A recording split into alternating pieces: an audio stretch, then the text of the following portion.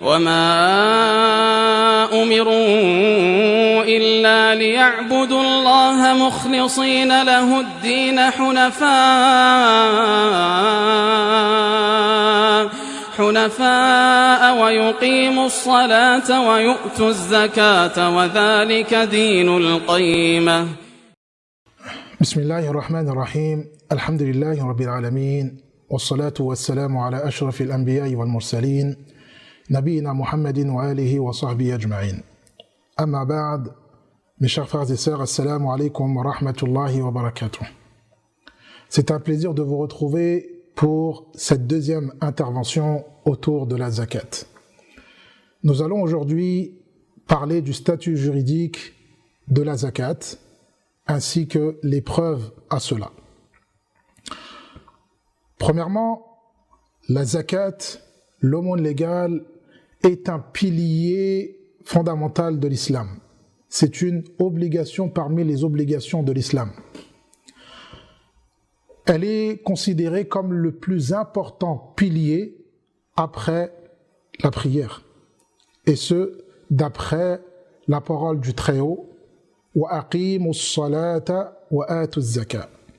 Dans le sens rapproché de ce verset, Allah subhanahu wa ta'ala dit: accomplissez la prière rituelle, acquittez-vous de l'aumône légale. Également, Allah subhanahu wa ta'ala s'adresse à son prophète en lui disant: khudh min amwalihim sadaqatan tutahhiruhum wa tuzakkihim biha. Dans le sens rapproché de ce verset, Allah subhanahu wa ta'ala dit: prélève sur leurs biens une aumône pour les purifier et promouvoir leur foi. Le prophète sallallahu alayhi wa sallam également a cité plusieurs hadiths, a évoqué plusieurs hadiths dans lesquels on retrouve l'obligation de s'acquitter de l'aumône.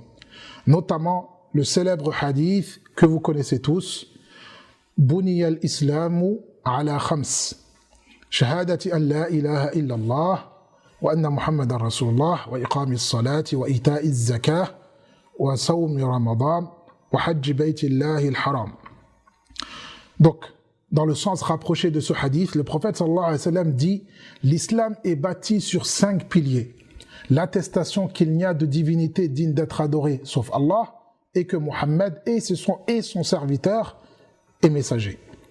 L'accomplissement de la prière, l'acquittement de la zakat, le pèlerinage à la demeure sacrée et le jeûne de Ramadan.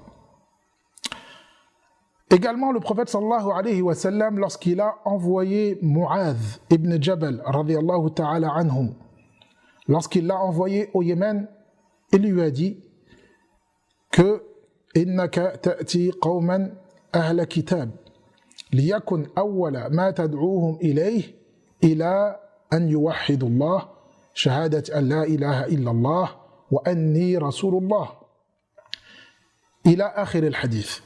Donc lorsque le prophète sallallahu alayhi wa sallam a envoyé Mu'adh au Yémen, il lui a donné des recommandations. Il lui a dit: invite-les à attester qu'il n'y a de divinité digne d'être adorée sauf Allah et que je suis le messager d'Allah.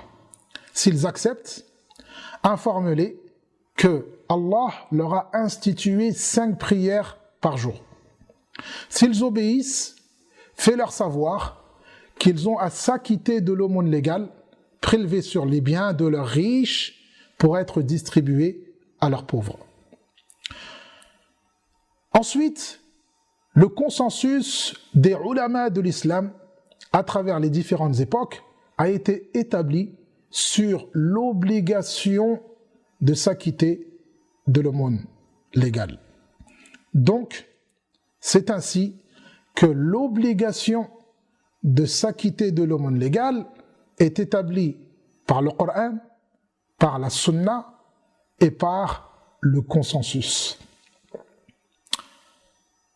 Quel est donc le statut de celui qui nie l'aumône légale, qui réfute l'aumône légale, qui ne s'acquitte pas de l'aumône légale? Alors, quiconque ne s'acquitte pas de l'aumône légale par ignorance de son obligation, tout en étant dans une situation qui permet d'ignorer son obligation, soit parce qu'on est un nouveau converti à l'islam, ou bien parce qu'on a grandi et vécu dans des terres loin de la civilisation. Alors, dans ce cas, on devra apprendre à cette personne l'obligation de l'aumône, ainsi que les preuves de cette obligation, et il devra exécuter cela, et il sera excusé pour le passé.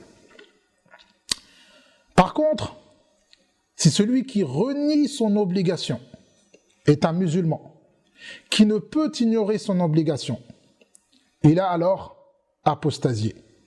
Car les preuves de l'obligation de l'aumône légale sont évidentes dans le Coran, dans la Sunna, et le consensus de la communauté est établi sur ce point.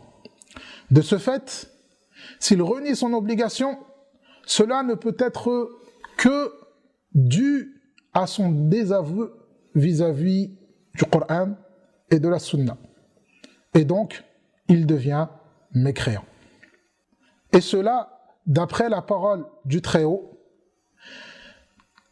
فَإِن تَابُوا وَأَقَامُوا الصَّلَاةَ وَآتَوُا الزَّكَاةَ فَإِخْوَانُكُمْ فِي الدِّينِ.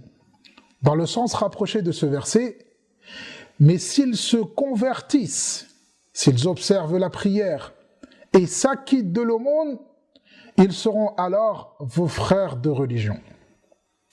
Donc, ce verset sous-entend que s'ils ne s'acquittent pas de l'aumône légale, alors ils ne seront pas vos frères de religion.